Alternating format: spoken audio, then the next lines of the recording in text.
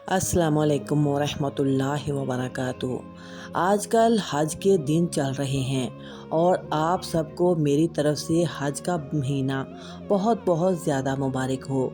ये महीना हमें हज़रत इब्राहीम अलैहिस्सलाम और उनके बेटे की याद दिलाता है कि उन्होंने दीन के लिए किस तरह अपने आप को कुर्बान कर दिया। हज़रत इब्राहीम अलैहिस्सलाम की जब पैदाइश हुई तो वो उस ज़माने में हुई जहाँ नमरूद बच्चों को ज़िबा करवा देता था। उसे अपनी हुकूमत के छिन जाने का खौफ था, लेकिन जिसको अल्लाह ताला रखना चाहे। हज़रत इब्राहीम अलैहिस्सलाम की वालदा ने जब इनकी पैदाइश हुई तो इनको एक गार में ले गई और इन्होंने उस बच्चे को उस गार में रखना शुरू कर दिया।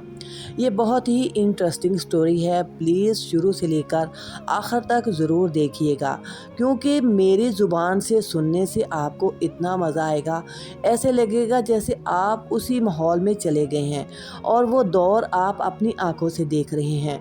तो बात हो रही थी हज़रत इब्राहीम अलैहिस्सलाम की पैदाइश के बारे में। जब उनकी पैदाइश हो गई तो उनकी वालदा ने उनकी परवरिश गार में करना शुरू कर दी। जब वो बढ़ते बढ़ते 7 से 8 साल के हुए तो उनकी वालदा ने उनको वहाँ से निकाला और जब उनको घर लेकर आई तो उन्होंने माँ से सवालात करने शुरू कर दिए। यकीनन आपके बच्चे भी आपसे बहुत से सवाल करते होंगे। ये इतने छोटे ज़हन होते हैं कि बच्चे नई से नई बात सीखना चाहते हैं। लिहाजा वो भी बच्चे थे, उन्होंने अपनी माँ से पूछा कि ये सूरज, क्या ये मेरा अल्लाह है? जब उसने देखा कि सूरज तो ढल गया है और चाँद और सितारे निकल आए हैं तो उन्होंने कहा कि क्या ये मेरा अल्लाह है? तो माँ ने कहा कि नहीं। थे तो वो बच्चे ही, लेकिन बहुत गौर व फिक्र करने वाला बच्चा, जो कि जानना चाहता था कि मेरा रब कौन है। इसी तरह बढ़ते बढ़ते जब वो बड़े हो गए, उन्होंने देखा कि मेरा बाप बुत तराशता है, यानी कि हाथों से बुत बनाता है। तो ये बहुत हैरान हुए कि ये कैसे बुत हैं जिनको ये खुदा मानते हैं। एक दफ़ा वो लोग सब अपनी इबादत गाह से कहीं बाहर गए हुए थे कि हज़रत इब्राहीम अलैहिस्सलाम ने आकर सारे बुतों को तोड़ दिया और कुल्हाड़ा बड़े बुत के कांधे पर रख दिया। अब जब सब वापस आए सरदार तो उन्होंने कहा कि ये किसने ऐसा काम किया है। अब सबको पता था कि ये मुखालफत तो इब्राहीम ही कर सकता है, क्योंकि जब आप छोटे थे तब से ही आपने ये मुखालफत करना शुरू कर दी थी।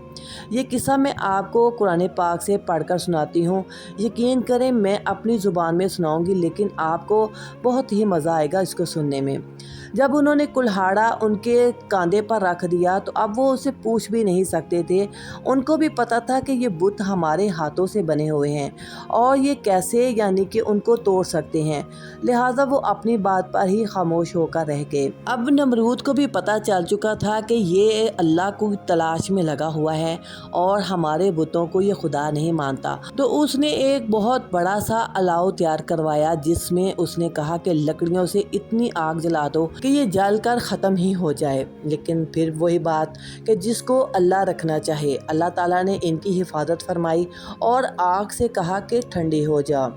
आग फूल बन गई और गुलजार हो गई और आपको कोई नुकसान नहीं उससे हुआ। होते होते जब आप बड़े हो गए, आपकी शादी हो गई।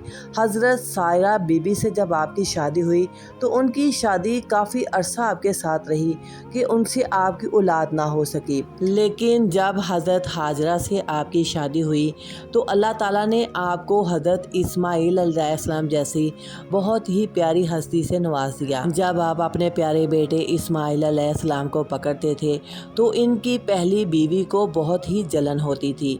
वो कहती थी कि इसको मेरी आंखों से कहीं दूर ले जाओ, मुझसे ये मंज़र नहीं देखा जाता कि जब आप उससे प्यार करते हैं।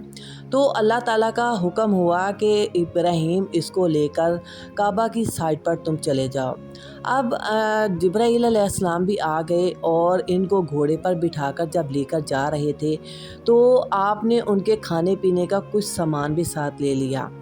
अब जाते जाते जब रास्ते में उनको थकन भी हो गई और एक ऐसा मुकाम आया जहाँ पर काले पहाड़ थे और कोई आबादी नहीं थी और सर सब्ज़ा भी नहीं था और तपश सूरज की इतनी ज़्यादा थी जहाँ पर उनको छोड़कर आने का हुक्म था। मेरे अल्लाह ताला का जब हुक्म आ गया कि आप इनको यहाँ पर छोड़कर चले जाएं, तो जिब्राईल अलैहिस्सलाम भी वापस चले गए। अब वो उस वीराने में रात कैसे गुजारते या दिन कैसे गुजारते, ये तो उन्होंने सोचा ही नहीं था। लेकिन हज़रत बीबी हाजरा अल्लाह पर बहुत तवक्कल करती थीं। उन्होंने आप अलैहिस्सलाम से पूछा कि क्या ये अल्लाह का हुक्म था कि आप हमें यहाँ पर छोड़कर जाएं? तो उन्होंने कहा कि हाँ, ऐसा ही है। तो जब वो अल्लाह पर, तो उन्होंने कहा कि अगर अल्लाह ने हमें यहाँ पर छोड़ा है तो यकीनन इसमें कोई मसलहत होगी, यानी कि कोई अच्छाई ज़रूर होगी जो मेरे अल्लाह ने मेरे लिए ये फ़ैसला किया है। आज हमें कोई परेशानी, कोई दुख, कोई तकलीफ़ आ जाती है तो हम कहते हैं कि ये हमारी इतनी नेकियां हमने की थी, अल्लाह ताला ने उसका हमें क्या अजर दिया है, हमें इतनी परेशानी दे दी है। हम अल्लाह पर तवक्कल ही नहीं करते। लेकिन देखें, बियाबानों में अल्लाह पाक ने उनकी हिफाजत फरमाई और वो अपने बेटे को लेकर अब वहाँ पर रहीं। अब वहाँ पर उनका बेटा जितने दिन तो पानी मुयस्सर रहा तो वो पीते रहे, लेकिन जब पानी ख़त्म हो गया तो हज़रत बीबी हाजरा ने सफ़ा और मरवा की साइड पर बहुत बेताबी और बेचैनी से जब उन्होंने चक्कर लगाए, तो उन चक्करों का ये था कि वो बेताबी इतनी थी कि कहीं मेरा बेटा प्यास से न मर जाए, कहीं मेरे बेटे को प्यास की वजह से, यानी कि मैं उसको अपनी आंखों के सामने तड़पता नहीं देखना चाहती थी। माँ थी, इतनी शिद्दत थी उनकी जान में कि वो कहती थी कि कहीं ना कहीं से मुझे पानी मिल जाए। अब वो जब सफ़ा पर जाती तो पुकारती कि अल्लाह कहीं से पानी मिल जाए। जब वो मरवा पर आती तो इसी तरह बेताबी में उनसे 7 चक्कर लग गए। वहाँ पर हज़रत इस्माइल अलैहिस्सलाम छोटे से थे। रोते हुए उन्होंने अपनी एड़ियाँ मारने शुरू कर दी तो अल्लाह ताला ने जिब्राईल अलैहिस्सलाम से फरमाया कि जाकर अपना पर मार दो ताकि वहाँ से पानी निकल आए। अम्मा हाजरा आई तो देखा उन्होंने कि पानी ज़ारो कतार गिर रहा है, तो उन्होंने जल्दी जल्दी से ईंटें पकड़कर साइडों पर लगानी शुरू कर दी और कहा कि ज़मज़म ज़मज़म, कि रुक जाओ, इस तरह उन्होंने कहा तो उसका नाम ही ज़मज़म पड़ गया। अब वो इतनी बरकत वाला पानी है, इतनी बरकत वाला कि लोग वहाँ से फैज़याब होते हैं। जो बीमार पीता है अल्लाह पाक उसकी बरकत से उसको शिफा दे देते हैं। और अब बात आ गई कि कुर्बानी कैसे होनी थी। अल्लाह ताला ने जब उनको इतना बड़ा वहाँ पर मोजज़ा दिया, वहाँ पर आबाद हो गए, फिर अल्लाह ताला ने हज़रत इब्राहीम अलैहिस्सलाम से कहा कि आप अपने बच्चों को लेकर वापस आ जाएं। जब वो वापस आए तो आप बड़े हो चुके थे और इतने बड़े कि 7 से 8 साल की उम्र हो गई। तो हज़रत इब्राहीम अलैहिस्सलाम को अल्लाह ताला ने कहा कि आप मेरा घर बनाएं। जब खाना काबा की तामीर की तो हज़रत इस्माइल अलैहिस्सलाम भी आपके साथ साथ थे और वहाँ पर एक पत्थर था जिस पर हज़रत इब्राहीम अलैहिस्सलाम अपना पाँव रखते थे तो वो ऊंचा हो जाता था और इस तरह उन्होंने खाना काबा की बुनियादें रखी और उसको अपने हाथों से तामीर किया। अल्लाह ताला ने अपने नबी हज़रत इब्राहीम अलैहिस्सलाम को बहुत ही आज़माया और उन्हें खलीलुल्लाह का लक़ब दिया, यानी कि अल्लाह का दोस्त। अल्लाह के इतने प्यारे दोस्त थे। फिर इनको अल्लाह ताला ने आज़माने के लिए इनको ख्वाब में दिखाया कि अपनी बहुत ही प्यारी चीज़ को मेरी राह में कुर्बान करो। जब उन्होंने अल्लाह ताला की ये बात ख्वाब में सुनी तो अब देखने लगे कि मेरे घर में ऐसी कौन सी चीज़ है जो मैं अल्लाह की राह में दूँ। 3 रातें उन्हें एक ही ख्वाब नज़र आता रहा। अब उनकी नज़र में अपने बेटे से ज़्यादा तो कोई चीज़ अजीज़ ही नहीं थी। तो उन्होंने अपनी बात अपने बेटे से की कि बेटा, मैं ख्वाब में देख रहा हूँ कि अल्लाह ताला मुझसे कोई मेरी अजीज़ चीज़ मांग रहे हैं, तो क्या तुम मेरा साथ दोगे कि मैं तुम्हें अल्लाह की राह में कुर्बान कर दूँ। अब बेटा किसका था? हज़रत इब्राहीम अलैहिस्सलाम का। और नबियों के बेटे डरा नहीं करते। नबियों के बेटों के दिल भी बड़े बड़े होते हैं और नबियों के हौसले भी बहुत बड़े होते हैं। और उन्होंने कह दिया कि बाबा जान, अगर अल्लाह ताला मेरी इस कुर्बानी को कबूल करते हैं तो आप जल्दी करें, मैं बिल्कुल भी नहीं घबराऊंगा और ना मेरे माथे पर शिकन आएगी। तो आपने घर से छुरी ली और बंदोबस्त किया कि चलें, मैं अल्लाह को खुश करने के लिए कुछ तो कर सकता हूँ। जब आपने इसका इरादा किया کیا تو راستے میں شیطان آ گیا۔ شیطان نے آپ کا بہت حوصلہ توڑنے کی کوشش کی۔ اب اسے کہاں ہضم ہونا تھا کہ اللہ کا حبیب اور اللہ کا دوست خلیل جو ہے وہ یہ کام کر لے تو وہ تو بہت معتبر ہو جائے گا۔ اب اس کو جلن ہو رہی تھی کہ اگر اس نے اتنی بڑی قربانی اللہ کے راستے میں دے دی تو اللہ تعالیٰ تو ان کو بہت بڑا مرتبہ دے دیں گے، بہت اونچا مقام دے دیں گے۔ تو اس کو تو ہضم ہی نہیں ہو رہا تھا۔ شیطان کہاں چاہتا ہے، وہ تو آپ کا کھلا دشمن ہے اور آپ کو دائیں بائیں سے، مشرق سے، مغرب سے، ہر طرف سے وار کرتا ہے۔ لیکن نبیوں پر اللہ تعالیٰ عیاں کر دیتے تھے کہ یہ شیطان ہے، تو انہوں نے وہاں سے پتھر اٹھائے اور اس کو مارنے شروع کر دیے۔ اور جب پھر وہ وہاں سے آگے گئے، پھر وہ آگے آ گیا۔ اس طرح 3 دفعہ جب انہوں نے یہ عمل کیا، 7 دفعہ اس کو پتھر مارے، تو یہ اللہ تعالیٰ نے حج کا رکن ہی بنا دیا کہ اب شیطان کا وہاں پر ایک رکن بنا دیے گئے ہیں اور ان کو جا کر رجم کرتے ہیں لوگ، پتھر لگاتے ہیں اور یہ نبی ابراہیم علیہ السلام کی سنت کو پورا کرتے ہیں۔ اگر انہوں نے اللہ کی راستے میں اتنی قربانیاں دی تھیں تو اللہ تعالیٰ نے دیکھیں وہ صفا اور مروہ کو بھی حج کا رکن بنا دیا۔ جو صفا مروہ نہیں کرتا اس کا حج عمرہ نہیں ہوتا، اور جو قربانی نہیں کرتا اس کا حج ہی نہیں ہوتا۔ اللہ تعالیٰ نے اپنے خلیل سے دوستی نبھا کر بتا دیا کہ میں ہر اس اپنے نبی کا یا انسانوں کا دوست ہوں جو کہ میری راستے میں اپنی ہر وہ خواہش جو کہ اس کو دل و جان سے عزیز ہے، اگر اس کو قربان کر دیتا ہے تو میں اللہ اس کو سب کچھ دینے پر قادر ہوں۔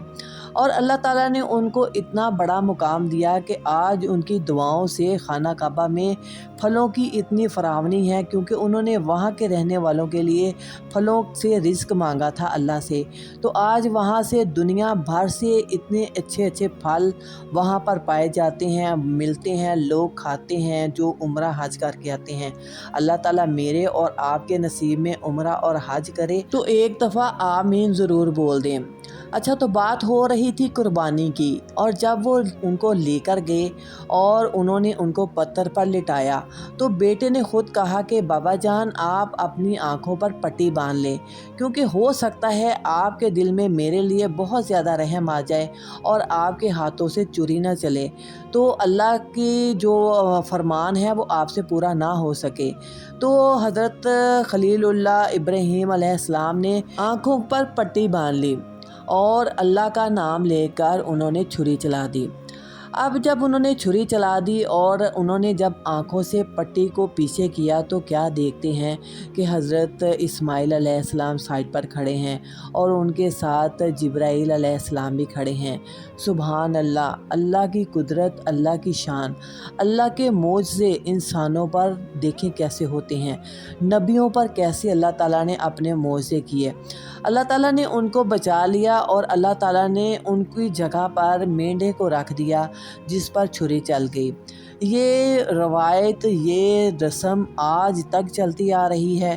یہ اسلام کا ایک بہت ہی خاص رکن ہے جس کو نبھانا ہر حاجی پر فرض ہو جاتا ہے، اور اس سے علاوہ جو حج نہیں کرنے جاتے وہ بھی اپنے گھروں میں قربانیاں کرتے ہیں، کیونکہ ایک جو قربانی ہوتی ہے وہ بکرے کی ہوتی ہے اور جو بڑا جانور لیتے ہیں اس میں 7 حصے ہو جاتے ہیں، جیسے کہ بچھا لے لیا اور اونٹ لے لیا، اس میں 7 قربانیاں آ جاتی ہیں۔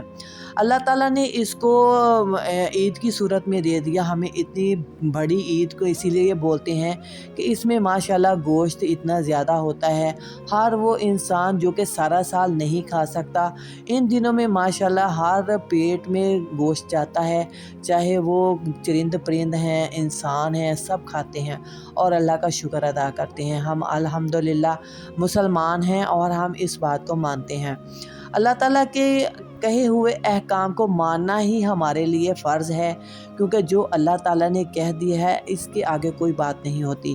اور یہ سارا واقعہ قرآن پاک میں ہے، یہ میں نے اپنی زبان سے آپ کو اس لیے آسان کر کے سنا دیا ہے تاکہ آپ بھی شوق سے قرآن پاک کو پڑھیں۔ قرآن پاک میں بہت پیارے پیارے واقعات آتے ہیں اور ایسے لگتا ہے جیسے ہم اسی وادی میں پہنچ گئے ہیں اور جیسے ہم وہ دور اپنی آنکھوں سے دیکھ رہے ہیں۔ اللہ پاک نے اتنا پیارا نقشہ کھینچا ہوا ہے ہر نبی کے دور کا، اور ہر نبی کی بات کو اتنے واضح اور ڈیٹیل سے بتایا ہے کہ میں کہتی ہوں مزہ ہی آ جاتا ہے۔ میں نے قرآن پاک کو جب ترجمے سے پڑھا تو مجھے بہت ہی مزہ آیا۔ اللہ تعالیٰ مجھے اس کو سنبھالنے کی توفیق عطا فرمائے اور اس پر عمل پیرا ہونے کی توفیق عطا فرمائے۔ یہ جو باتیں ہیں یہ بالکل نبیوں کی اس لیے سچی ہیں کیونکہ یہ قرآن پاک میں اللہ تعالیٰ نے خود ہی لکھ دی ہیں۔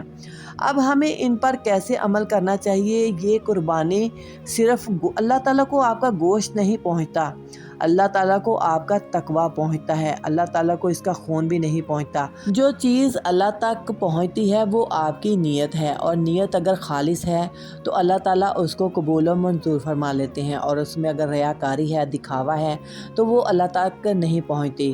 تو لہٰذا اپنی قربانیوں کو، اپنے خواہشات کو اتنا کنٹرول رکھیں اور ان کو ذبح کیا کریں، اپنی خواہشات کو جو کہ آپ کی لمٹ سے باہر آ جاتے ہیں۔